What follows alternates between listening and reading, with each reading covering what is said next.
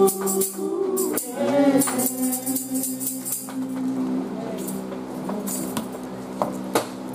amen.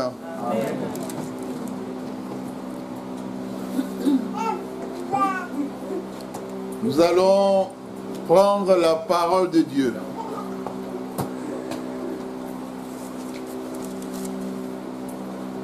Nous allons lire dans le livre de l'Évangile selon Marc, chapitre 14, les versets 32 à 42.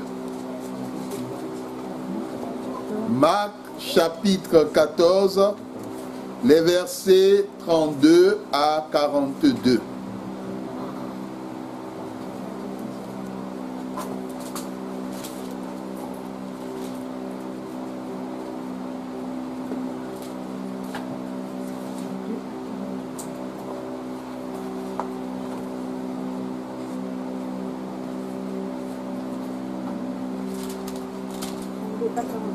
Marc 14, versets 32 à 42. Agonie et arrestation de Jésus dans le jardin de Gethsémani. Ils allèrent ensuite dans un lieu appelé Gethsémani, et Jésus dit à ses disciples, « Asseyez-vous ici, pendant que je prierai. » Il prit avec lui Pierre, Jacques et Jean, et il commença à éprouver de la frayeur et des angoisses. Il leur dit, « Mon âme est triste jusqu'à la mort. Restez ici et veillez. » Puis, ayant fait quelques pas en avant, il se jeta contre terre et pria que s'il était possible, cette heure s'éloigne de lui. Il disait, « Abba Père, toutes choses te sont possibles. Éloigne de moi cette coupe.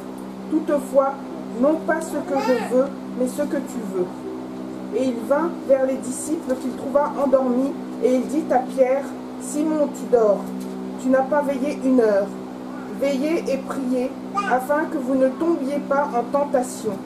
L'esprit est bien disposé, mais la chair est faible. » Il s'éloigna de nouveau et fit la même prière.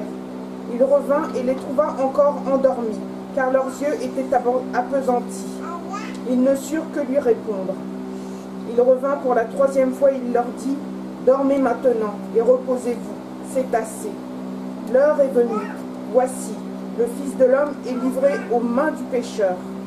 Levez-vous, allons, voici, celui qui me livre s'approche. » Amen. Amen. Amen. Amen. Lorsque l'on parle de Gethsémani, ce mot d'origine araméenne n'évoque pas des temps de loisirs, ni des temps de détente, ni des temps de réjouissance.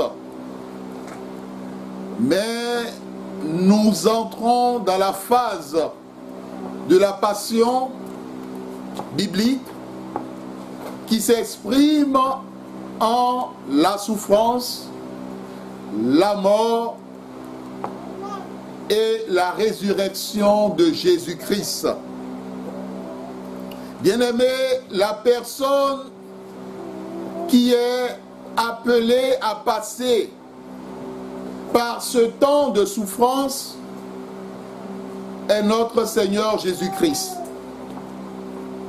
Il savait que le jour viendra,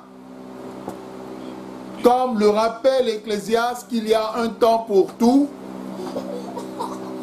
que le jour viendra où il se trouverait confronté à de la souffrance.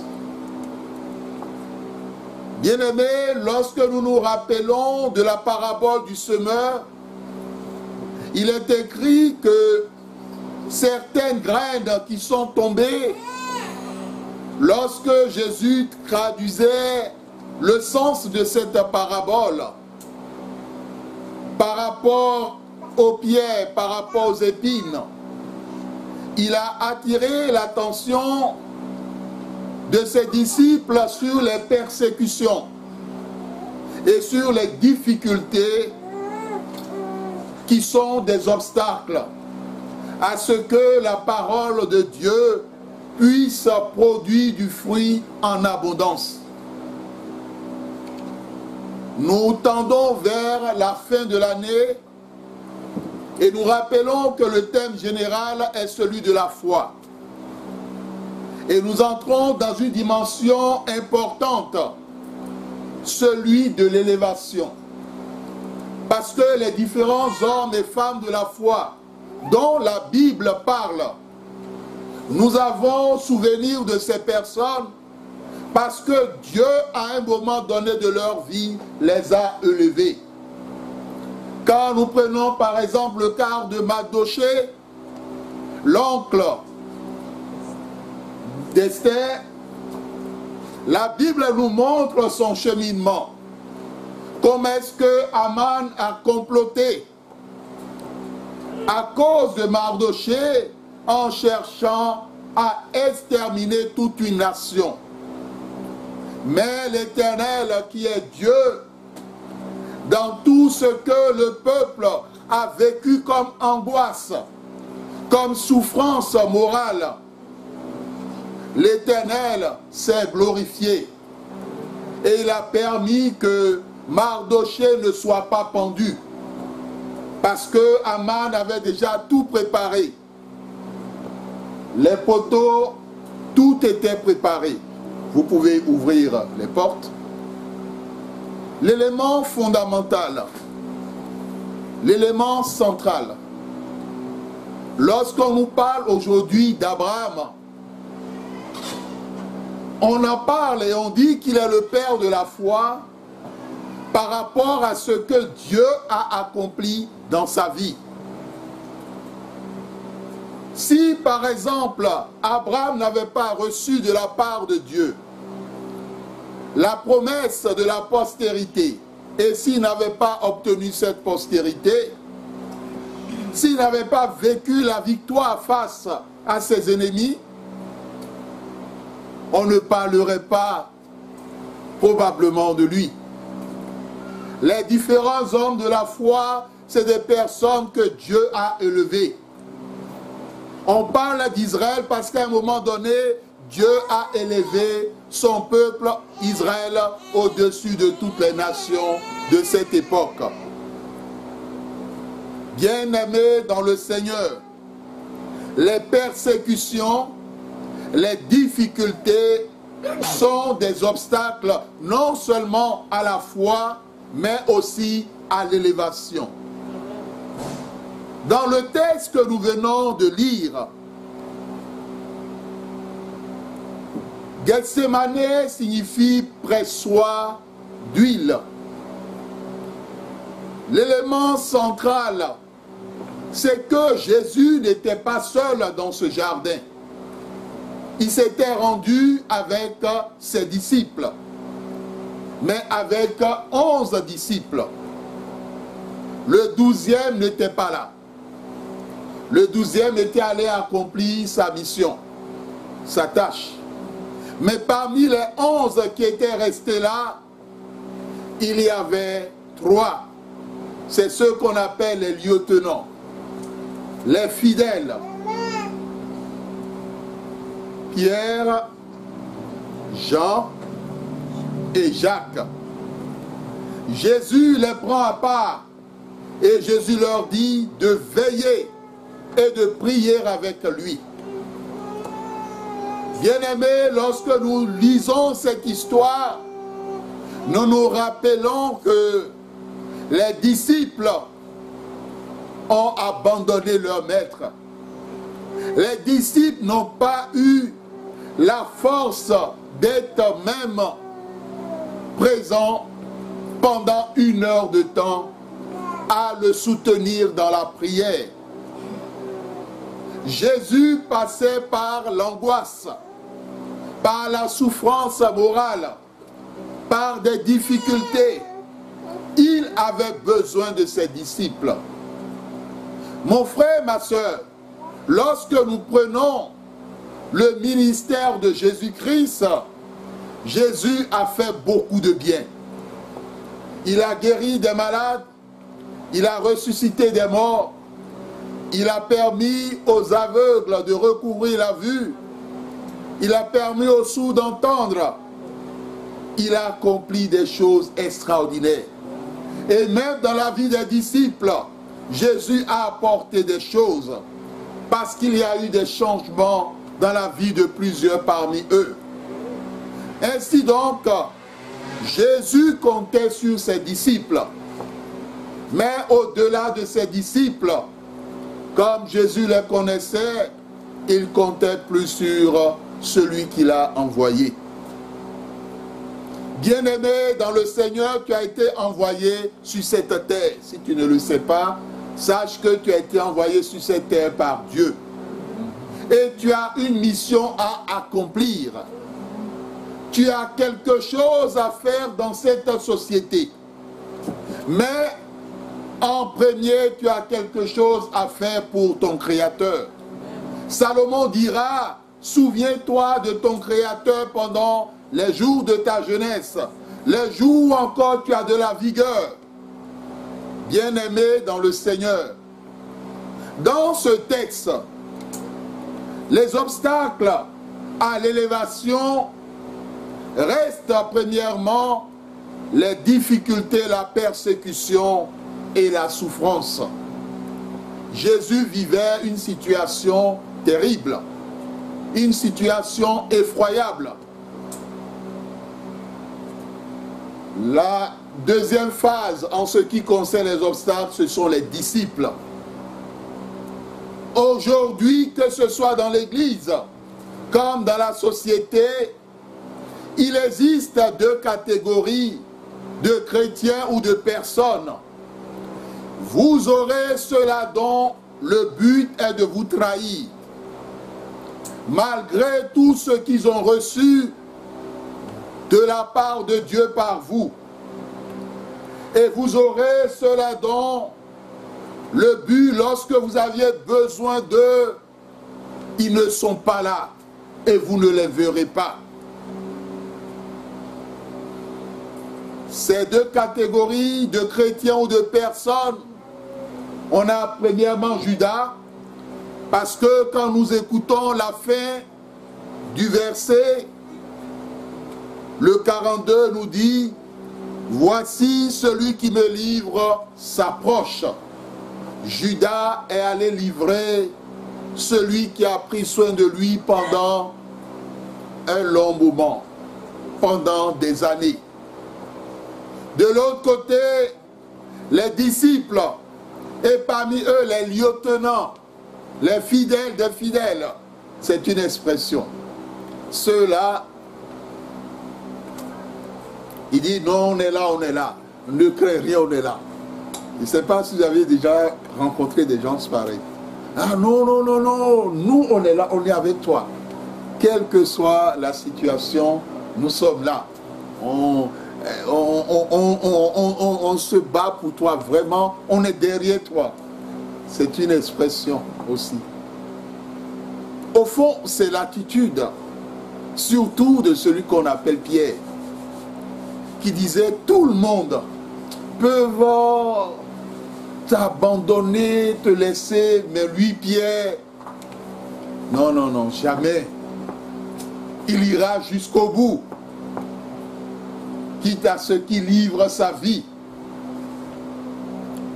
Qu'est-ce que l'Éternel veut te faire comprendre? Dans la marche, dans le cheminement qui conduit à l'élévation, tu rencontreras des difficultés. Tu rencontreras des difficultés. Tu rencontreras de la persécution. Que ce soit dans ta famille, que ce soit dans ton lieu de travail, que ce soit dans ton entourage. Si tu ne les rencontres pas, c'est qu'il y a véritablement un problème. Ces choses sont nécessaires, sont essentielles. Tu seras confronté à cela. Et c'est ce que l'Éternel veut te dire cet après-midi.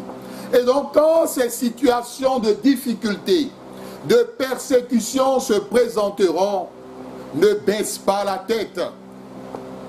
Ne te retourne pas contre l'Éternel. Ne t'afflige pas sur ton sort au travers des pleurs et des larmes. mais relève la tête et dis comme le psalmiste, je lève les yeux vers les montagnes, d'où me viendra le secours. Bien-aimés, ce que nous disons est très très important. Parce que le chrétien ne se prépare pas du tout au temps difficile. Or, Salomon nous rappelle qu'il y a un temps pour toutes choses, un temps pour pleurer et un temps pour rire. Le temps des difficultés est nécessaire pour pouvoir expérimenter l'élévation de la part de Dieu. Ceux à qui vous aviez fait du bien, ne comptez pas sur eux. Que ce soit les intimes des intimes, les fidèles des fidèles, les lieutenants des lieutenants, comptez sur l'Éternel. Amen. Comptez sur sa force toute puissante. Parce que les disciples se sont endormis, mais l'Éternel, lui, il veillait. Joseph a apporté la bénédiction dans la maison de Potiphar. Quand nous lisons les Écritures, la Bible dit que lorsque Joseph est entré dans la maison de cet homme, les choses ont changé. La bénédiction a fait place et la richesse de Potiphar s'est accrue. Mais Joseph est passé par une difficulté. Mon frère, ma soeur, arrête-toi de t'en prendre à Dieu. Et ne laisse personne parler mal de ton Dieu ou contre ton Dieu en disant, mais si Dieu existait, pourquoi ceci, pourquoi cela? Lorsque nous suivons le texte que nous avons lu, la Bible ne nous dit pas au verset 42, voici Dieu qui livre Jésus s'approche. Mais non, ce n'est pas Dieu qui s'approche pour livrer son fils, mais il s'agit d'un homme. Et cet homme s'appelle Judas. Ainsi, lorsque le chrétien passe par des moments difficiles, il faut qu'il se pose la question, quel est cet homme? Ou bien quelle est cette femme qui est en train de travailler contre mon élévation? Qui est en train de travailler contre ma vie? Qui est en train de travailler contre l'élévation de mes enfants? Qui est en train de travailler contre l'élévation et la vie de mes enfants? Telle est la véritable question. Parce que ce n'est pas Dieu qui est en train de livrer Jésus ici, mais c'est Judas Iscariote. Dans le cas de Joseph, ce n'est pas Dieu qui est en train d'accuser Joseph, mais c'est la femme de Potiphar qui a manigancé tout ce qu'elle pouvait manigancer.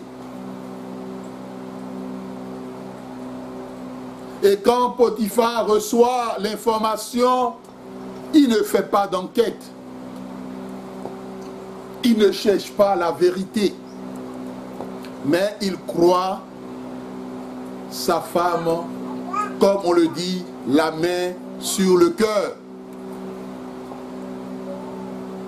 Potiphar a complètement oublié que c'est grâce à Joseph que les choses ont changé dans sa vie.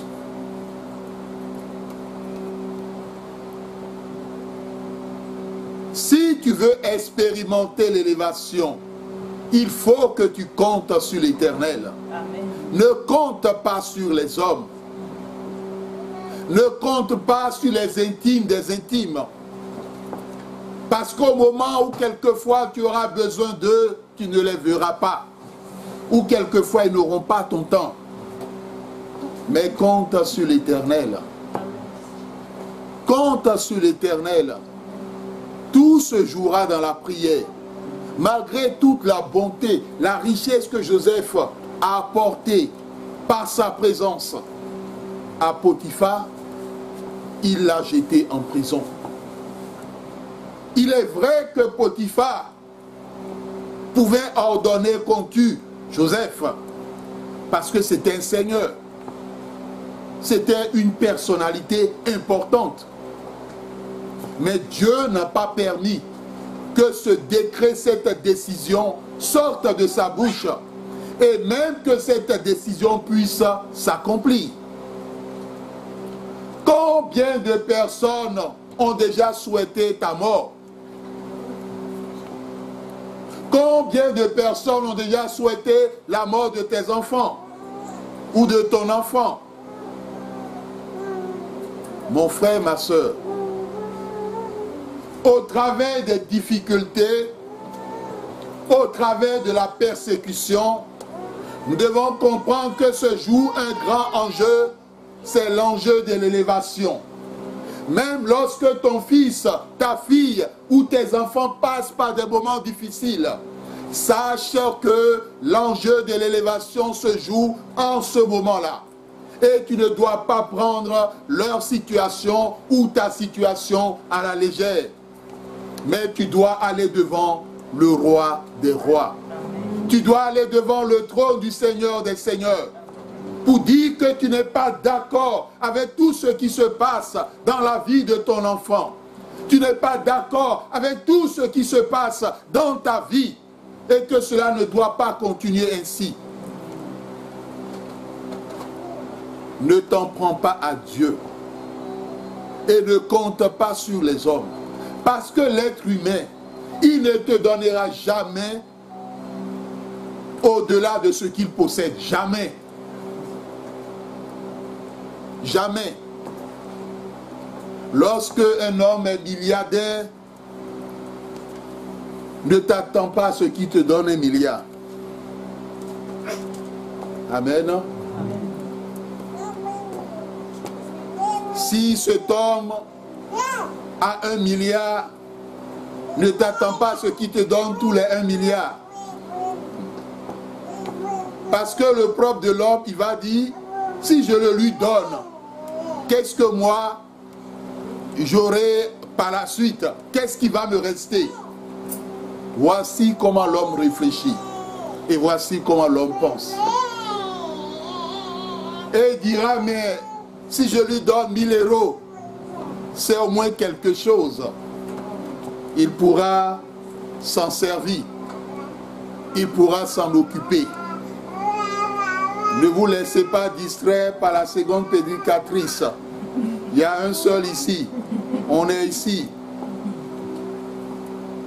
Bien-aimé dans le Seigneur, Dieu est en train de te parler. C'est devant la parole de Dieu que se joue la destinée de la vie d'une personne. Et c'est devant et dans la parole de Dieu que Dieu révèle à son enfant comment est-ce qu'il doit procéder et comment est-ce qu'il doit faire.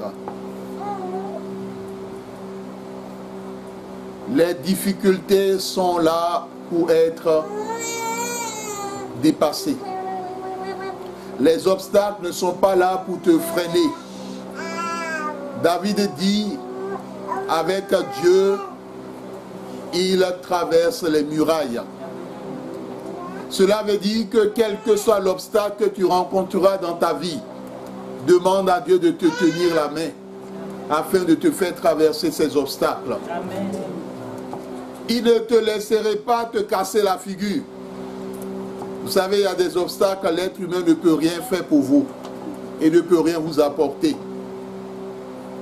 Et je donnais ces différents témoignages ce matin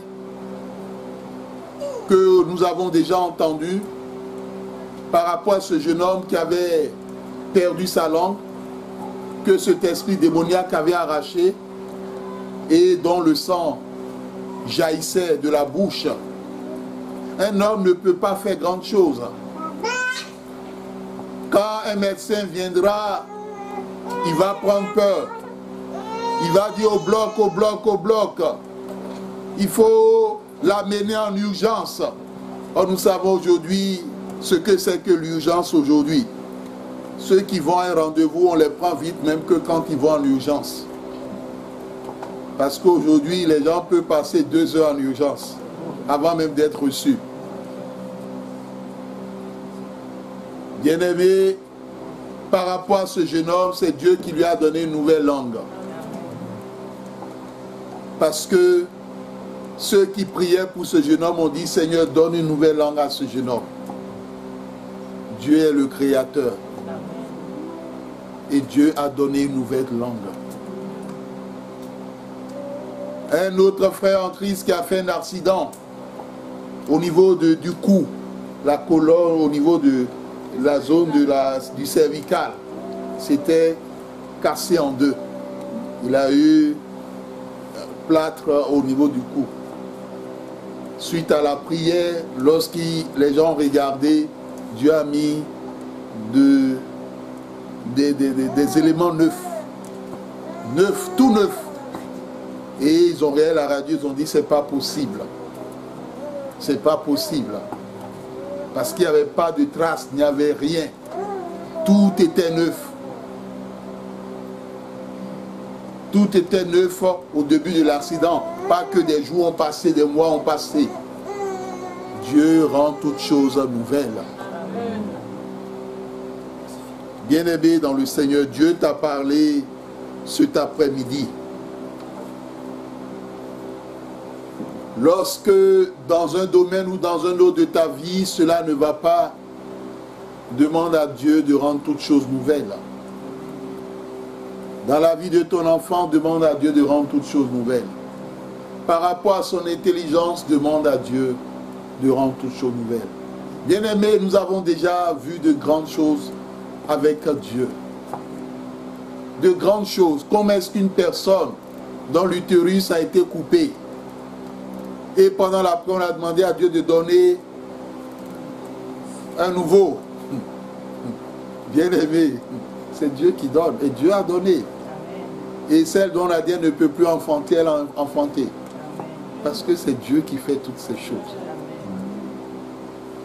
Il fait de grandes choses, des choses extraordinaires. S'il l'a fait pour les autres, il le fera pour toi. Le plus important, c'est qu'il faut que tu comptes sur lui. Que tu lui donnes tout ton cœur et que tu laisses son nom être glorifié dans sa vie. Que le Seigneur bénisse sa parole dans nos cœurs. Amen. Amen.